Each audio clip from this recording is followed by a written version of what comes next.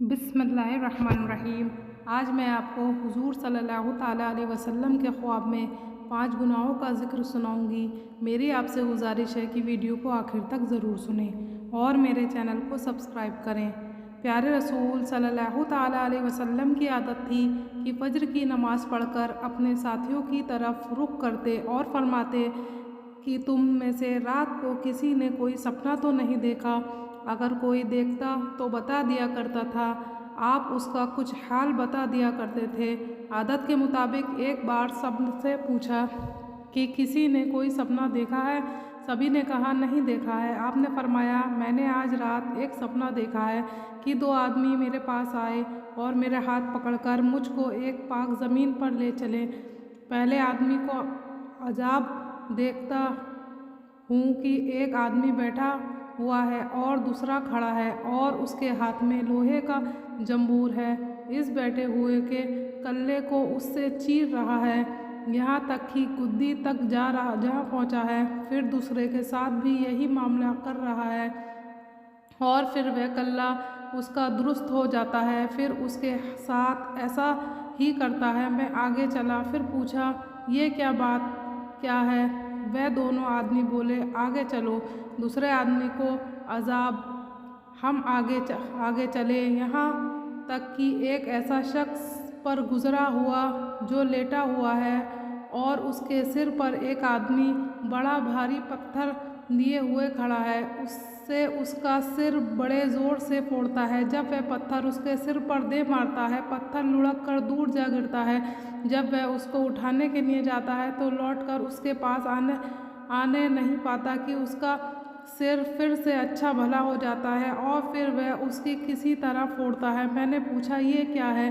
वह दोनों बोले आगे चलो। तीसरा मर्द और औरत को अजाब। हम आगे चले, जहाँ तक कि हम एक गुफा में पहुँचे तो तनूर जैसा था, नीचे से कुशादा ऊपर से तंग। उसमें आग जल रही थी और उसमें नंगे मर्द और औरत भरे हुए हैं। जिस वक्त वह आग ऊपर को उठती उसके साथ ही वह सब उठ जाते हैं, यहाँ तक कि निकलने के करीब हो जाते हैं। फिर जिस वक्त बैठती वह भी नीचे चले जाते हैं। मैंने पूछा ये क्या है। वह दोनों बोले आगे चलो। चौथे शख्स को अजाब। हम आगे चले, जहाँ तक कि एक खून की नहर पर पहुँचे। उसके बीच एक आदमी खड़ा है और नहर के किनारे एक आदमी खड़ा है और उसके सामने बहुत से पत्थर पड़े हैं। वह नहर के अंदर वाला आदमी नहर के किनारे तरफ आता है। जिस वक्त निकलना चाहता है, किनारे वाला आदमी उसके मुंह पर एक पत्थर इस जोर से मारता है कि वह अपनी पहली जगह पर पहुंचता है। फिर जब कभी वह निकलना चाहता है, उसी तरह पत्थर मारकर उसे हटा देता है। मैंने पूछा ये क्या था। वे बोले आगे चलो। हम आगे चले, यहाँ तक कि एक हरे बाग में जा पहुँचे। उसमें एक बड़ा पेड़ है, उसके नीचे एक बूढ़ा आदमी और बहुत से बच्चे बैठे हैं और पेड़ के करीब एक और आदमी बैठा हुआ है। उसके सामने आग जल रही है और वह उसमें धोंक रहा है।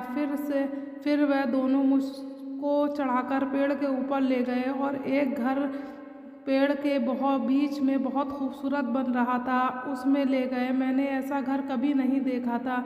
उसमें मर्द, बूढ़े, जवान और औरत, बच्चे बहुत से थे। फिर उससे बाहर लाकर और ऊपर ले गए। वहाँ एक पहले घर भी अच्छा था, उसमें ले गए। उसमें बूढ़े और नौजवान थे।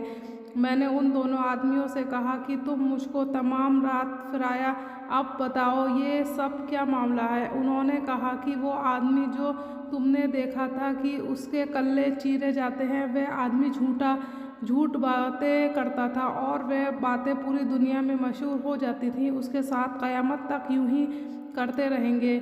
जिसका सिर फोड़ते हुए देखा वह ऐसा आदमी है कि अल्लाह ताला उसको कुरान का इल्म दिया, वह रात को उससे गाफिल होकर सो रहा और दिन को उस पर अमल न किया। क़यामत तक उसके साथ यही मामला रहेगा। जिसको तुमने आग के घों में देखा वह जिना करने वाले लोग हैं और जिसको खून की नहर में देखा वह सूद ब्याज खाने वाले हैं।